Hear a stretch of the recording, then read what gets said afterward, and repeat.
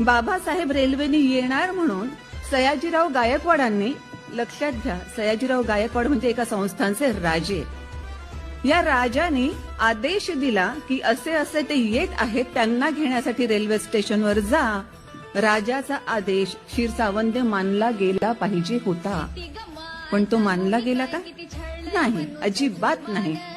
कारण राजाने काय आदेश दिला याच्याशी देणं घेणं नाही. आम्हाला तुम्ही कुणाला घ्यायला पाठवताय? तो माणूस एवढा महत्वाचा नाही ज्याला आम्ही घ्यायला जावं असा विचार करण्यात आला आणि त्यांना घेण्यासाठी कुणीच गेलं नाही.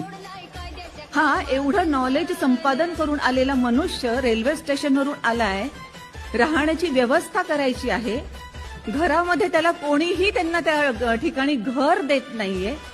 अशा परिस्थितीमध्ये एवढ्या विद्वान माणसावर शेवटी वेळ अशी यावी की नाव बदलून धर्म बदलल्यासारखं दाखवून एका ठिकाणी त्यांना थांबावं लागतंय. जेव्हा तिथे थांबले पारसी धर्मशाळेमध्ये आणि जेव्हा त्यांच्या लक्षात आलं की हे मनुष्य आपण जे समजतात त्या वर्गातले नाही, हे अशा सामाजिक वर्गातले आहेत ज्यांना आपण अजिबात मानत नाहीत, आणि अक्षरशः रात्री त्यांचं सामान फेकून देण्यात आलं, त्यांना बाहेर काढण्यात आलं.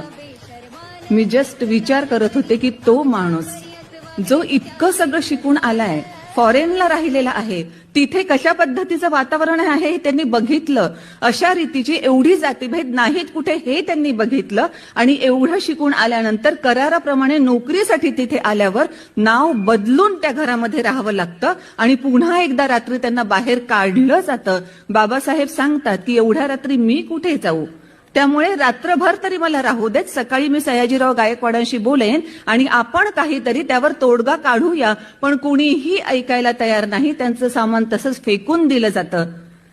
अक्षरशः हताश होऊन सगळं सामान उचलून कुठे जायचं माहित नाही, अंधार पडलेला आहे. अशा परिस्थितीत बाबासाहेब एका ठिकाणी जातात, एक बगीचा दिसतो, बगीच्यातल्या एका झाडाखाली बसतात आणि अक्षरशः त्यांच्या डोळ्यातून अश्रू ओघळत असतात. ते वाचताना माझ्या अंगावर काटा येत होता की ह्या महामानवानं, या मनुष्यानं खरंच काय सहन केलेलं असेल.